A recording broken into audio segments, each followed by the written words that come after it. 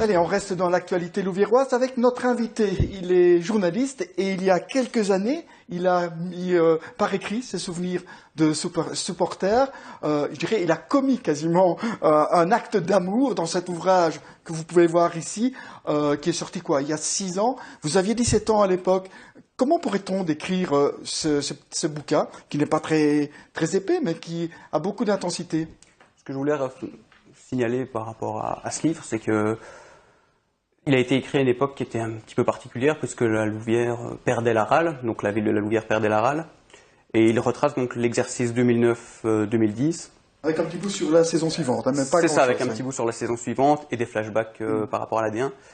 Et ce que je voulais faire, c'était vraiment retracer l'histoire de ce club emblématique qu'a été la râle. La dernière décennie des années 2000 était grandiose, avec une montée en D1, la Coupe de Belgique, la Coupe d'Europe. Et c'était vraiment retracer des émotions de supporters, où chaque supporter pourrait se retrouver, qu'il soit louviérois ou étranger, à la ville et au club. C'est quasiment un journal, hein. Vous racontez match par match, mais dans le détail, hein, sur un plan sportif. Vous racontez les phases, les buts, mais également vos impressions. Comment vous avez vécu ces rencontres, la découverte des stades de la promotion, hein, puisqu'on passe de la D1 à la promotion. C'est un choc, notamment le premier match quand vous allez en Coupe de Belgique à Ciné. Là, vous êtes tétanisé. Bah oui, c'est toujours particulier. En plus, comme je l'ai dit, il y a le contexte qui est tout aussi particulier. Il y a la disparition de la râle, c'est un nouveau club avec une nouvelle identité, un nouveau nom. C'est particulier et c'est ce que je voulais retranscrire au travers de ces quelques lignes. Je rappelle, vous aviez 17 ans à l'époque, on sent la passion. C'est même effrayant à un moment donné, parce qu'il y a plus qu'une passion, c'est un amour qui pourrait être un amour pour une jeune fille. C'est vraiment quelque chose de très intense. Oui, c'est vrai, mais je pense aussi, l'âge joue énormément par rapport à ça. Aujourd'hui, avec le recul, par exemple, il y a toujours cet amour, cette passion, mais on est un peu plus conscient de la réalité. À l'époque, par exemple, lorsque je voyais un joueur louviérois, qu'il jouait en D1 ou en promotion, c'était un événement. Un événement, voilà. Maintenant, c'est sûr que je les côtoie presque au quotidien, donc... Ça tue un peu le mythe? Parce que je rappelle, hein, les gens ne le savent peut-être pas, vous êtes journaliste, vous êtes devenu journaliste, vous travaillez pour l'ADH et vous suivez la Louvière. C'est ça, oui. Ça tue pas spécialement le mythe, je vais dire. Il y a un autre rapport avec ces joueurs-là. C'est plus peut-être un rapport un peu plus complice même par moment. Et voilà, donc c'est particulier, c'est quelque chose vraiment qu'il faut vivre. Ce que j'ai trouvé particulièrement intéressant dans ce livre, hein, à part le côté peut-être sportif, mais c'est vraiment très pointu hein, comme analyse, c'est comment vous racontez la vie à côté, la vie d'un supporter. Hein. Il y a un côté aussi gastronomique, hein, entre guillemets, parce qu'après les matchs, on va manger des frites avec les parents, avec les amis, on mange des bonbons pendant le match, vous avez 17 ans, et tout ça fait partie de la vie du supporter. Oui, c'est ça, c'est carrément ça, c'est-à-dire que c'est ce que j'essayais de retranscrire. Il y a des gens qui ne connaissent pas particulièrement la vie d'un supporter. Et voilà, l'histoire d'un supporter est faite de petites anecdotes comme ça, comme manger des bonbons à la mi-temps, voilà, des petites discussions, escalader un grillage pour fêter un but. C'est particulier, mais voilà, il faut le vivre et il faut peut-être le lire pour le comprendre. Et à travers ces pages, il y a un côté assez émouvant. C'est votre relation avec votre papa. On sent qu'il y a un échange à ce niveau-là, à travers le football. Vous vivez une relation père-fils assez intense aussi. Oui, là, c'est très intense. Et encore aujourd'hui, d'ailleurs, parce que il est supporter et acharné, tout comme moi, de la Louvière. C'est lui qui m'a transmis un petit peu ce virus.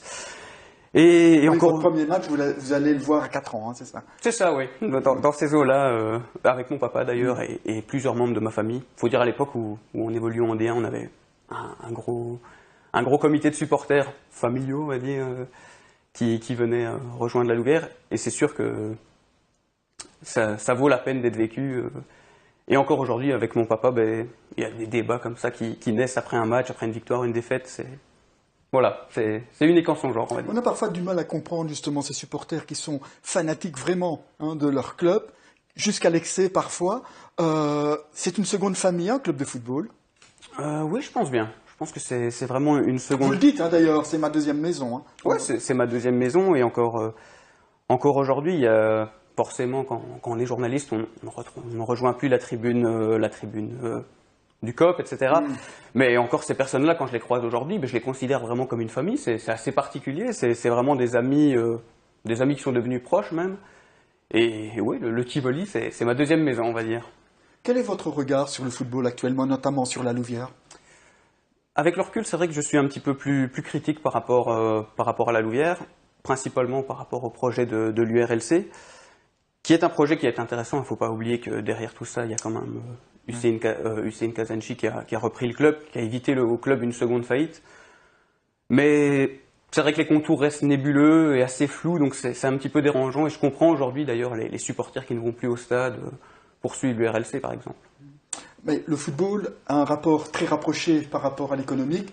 Notre football, notamment le football ennuyé, souffre de ces difficultés économiques. On l'a encore vu avec Caterpillar. C'est uniquement sur ce plan-là que ça se pose. Oui, c'est sûr. Et je pense qu'il y a eu aussi une réflexion qui a été peut-être un petit peu délicate à certains moments, au niveau de la ville par exemple, où on s'est dit qu'un club au niveau national valait mieux un grand club au niveau national dans la région, plutôt que deux petits clubs qui survivent en Détroit, on va dire. Et malheureusement, on s'est rendu compte qu'à vouloir rassembler, on a beaucoup divisé à ce niveau-là. Et la fusion n'a pas été un grand succès pour vous? Il y avait vraiment moyen d'avoir. Oui. C'est la fusion entre le FC Couillé et la Louvière et l'Union du Centre. Hein. C'est ça, je pense qu'il y a quand même un énorme potentiel au niveau de la Louvière.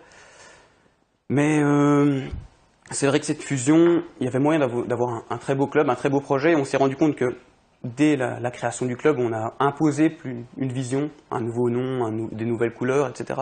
Sans forcément prendre en compte l'avis des supporters. Et aujourd'hui, je pense que c'est indirectement, le club en paye les conséquences avec un conflit d'identité, on va dire, par rapport à ces jeux. Vous croyez encore à un grand club en Division 1 à la Louvière, ou bien c'est vraiment de l'utopie à l'heure actuelle? C'est un rêve en tout cas, revoir la RAL en D1, ce serait vraiment le rêve de tout supporter, je pense, au niveau de la région du centre. Maintenant, je crois que l'objectif à court terme, ce serait vraiment de miser sur la D1 amateur, avec un réel projet sportif, tant pour l'équipe première que pour les jeunes. Voilà, ne brûlons pas les étapes. Si un jour il doit y avoir un grand club à la Louvière, ça se fera tout naturellement. Allez, je rappelle le titre de votre ouvrage, Une vie de loup, de la RAL au FC La Louvière. On sait encore le lâcher quelque part? Il est encore disponible? Malheureusement, ils sont pas mal partis ces derniers temps. Et vous en avez encore? Pour être franc, non, il n'y en a plus du tout, mais... réédition possible? Une réédition peut-être pas, mais peut-être une vente sur Internet voilà. En tout cas, on verra. On verra à ce moment-là. On a des appels. Merci à vous d'être venu nous voir, Mario.